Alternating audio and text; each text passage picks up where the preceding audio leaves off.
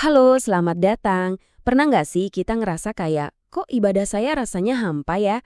Atau mungkin kita lihat, kenapa ya sholat saya kok nggak ngaruh ke kelakuan sehari-hari? Nah, hari ini kita bakal coba bedah bareng-bareng apa sih sebetulnya anatomi dari sebuah niat yang murni itu, biar kita bisa nemuin jawabannya.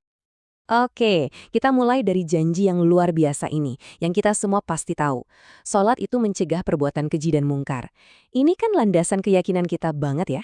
Kita percaya kalau ibadah itu punya kekuatan buat mengubah dan melindungi kita. Tapi ini nih yang bikin kita mikir, kalau memang begitu, kenapa kayaknya nggak selalu berhasil? Kita semua pasti pernah lihat, atau mungkin malah ngalamin sendiri, orang yang rajin banget ibadahnya tapi kok kelakuannya masih jauh dari kata selaras. Jadi, kenapa janji tadi seolah-olah nggak berlaku? Nah, ini berarti ada kepingan puzzle yang hilang, dan hari ini kita akan coba cari kepingan itu. Nah, untuk menjawab pertanyaan tadi, kita perlu paham dulu struktur diri kita. Jadi gini, kita itu bukan cuma sekedar tubuh fisik aja loh, ada lapisan-lapisan lain di dalam diri kita dan semuanya punya peran. Yuk kita sebut aja keseluruhan sistem ini sebagai jasmani. Jadi, apa sih sebenarnya jasmani itu? Gampangnya, ini adalah istilah untuk keseluruhan diri kita. Anggap aja diri kita ini kayak sebuah kendaraan yang kita pakai buat jalanin hidup. Dan namanya kendaraan pasti punya banyak bagian yang harus kerja bareng kan? Coba bayangin deh, diri kita itu punya 4 lapisan. Dari yang paling luar sampai yang paling dalam. Paling luar ya jelas, ada tubuh fisik kita. Ini yang kelihatan dan bertindak. Terus masuk lebih dalam, ada pikir. Ini tempatnya semua pikiran dan gagasan kita muncul. Lebih dalam lagi, ada akal. Nah ini yang tugasnya ngolah logika dan pemahaman. Dan di intinya, di pusatnya, ada rasa. Disinilah rumahnya semua emosi dan perasaan kita. Keempatnya ini satu paket, nggak bisa dipisah-pisahin.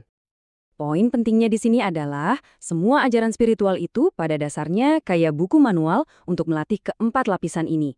Tujuannya apa? Simple, biar semuanya itu bisa kerja bareng secara harmonis. Persis kayak sebuah orkestra yang mainin musik indah karena semua instrumennya selaras. Nah, disinilah masalahnya muncul. Ajarannya sih mungkin sempurna, murni.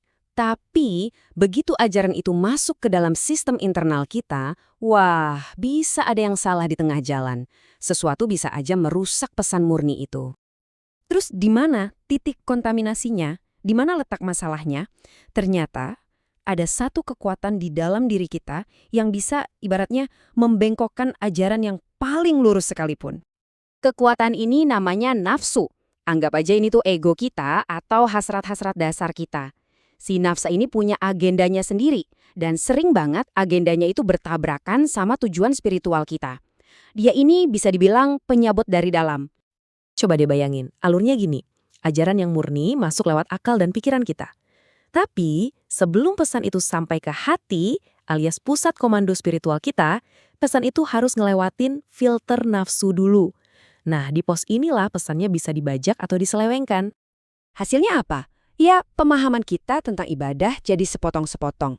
Ada yang fokusnya cuma di gerakan fisiknya aja, ada lagi yang cuma mikirin gimana caranya biar khusyuk atau konsentrasi penuh. Keduanya penting, jangan salah. Tapi itu cuma sebagian kecil dari gambaran besarnya. Nah, sekarang kita sampai di bagian yang paling penting, pembeda kunci yang bakal ngejelasin semuanya. Ternyata ada 2 jenis sholat yang terjadi barengan. Jadi di satu sisi ada yang namanya sholat jasmani. Ini adalah sholat yang dilakukan oleh 4 lapisan tadi, tubuh, pikir, akal, dan rasa. Ini sholat yang kelihatan, ritual luarnya. Tapi di saat yang bersamaan, di dalam diri kita ada sholat rohani. Nah, ini adalah ibaratnya pertempuran senyap yang terjadi di dalam hati. Oke, yuk kita bedah dulu sih sholat jasmani nih.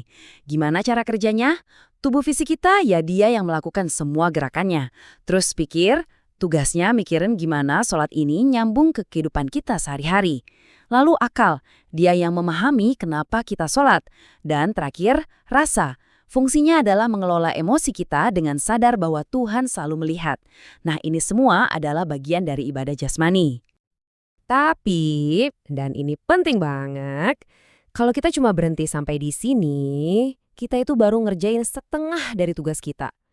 Pekerjaan yang paling krusial, Yang jadi penentu apakah sholat kita benar-benar bisa mengubah diri kita atau enggak, itu terjadinya di level yang lebih dalam lagi. Oke, sekarang kita masuk lebih dalam lagi, ke dalam hati. Ini adalah arena untuk sholat rohani. Dan disinilah pertempuran yang sesungguhnya terjadi. Pertarungan antara dua kekuatan yang saling berlawanan. Kekuatan yang pertama namanya fitrah. Apa itu fitrah? Ini adalah esensi murni kita, settingan asli dari pabriknya yang selalu terhubung sama Tuhan. Fitrah ini kayak memori spiritual kita tentang kebenaran, tentang keagungan Sang Pencipta. Inilah suara kebaikan yang ada di dalam diri kita semua. Jadi inilah pertarungannya. Bayangin kayak tarik tambang. Di satu sisi ada fitrah yang narik kita ke atas, ke arah kesucian, ke arah makna. Di sisi lain ada nafsu yang narik kita ke bawah, ke arah kepuasan ego dan keinginan sesaat. Dan mereka berdua ini perang terus-menerus buat merebut kendali pusat komando kita, yaitu hati. So, inilah poin kuncinya. Sholat rohani itu bukan ritual, tapi sebuah kemenangan. Sholat rohani adalah momen di mana, di dalam hati kita, si fitrah berhasil menang melawan si nafsu. Nah, di saat kemenangan itulah koneksi sejati dengan Tuhan terjadi dan tujuan sholat yang sebenarnya akhirnya tercapai. Terus, apa yang terjadi setelah fitrah menang? Nah, kemenangan itu bakal memicu sebuah rantai komando yang sempurna yang alirannya itu dari dalam keluar. Begini nih alur sebuah tindakan yang murni itu. Pertama, fitrah menang di dalam hati. Kemenangan ini bikin hati jadi jernih yang kemudian mengarahkan rasa. Rasa yang suci ini akan membentuk akal. Akal yang lurus lalu membimbing pikiran. Dan terakhir, pikiran yang jernih inilah yang memerintahkan tubuh kita untuk bertindak. Semuanya selaras dengan kebaikan. Nah, alur komando yang sempurna dari dalam keluar inilah makna sejati dari niat karena Allah. Jadi, niat itu bukan cuma kata-kata di lisan, saya niat karena Allah, bukan, tapi sebuah proses internal yang utuh di mana setiap lapisan diri kita, dari rasa sampai tubuh, tunduk pada satu komando dari pusat yang paling murni, yaitu fitrah yang menang. Dan hasilnya, kalau prosesnya sudah begini, tindakan yang lahir dari situ sudah pasti baik. Otomatis, seluruh diri kita, tubuh, pikiran, akal, rasa, semuanya kerja bareng dalam harmoni yang total. Keinginan pribadi kita nggak lagi egois, tapi jadi selaras sama kebaikan yang lebih besar.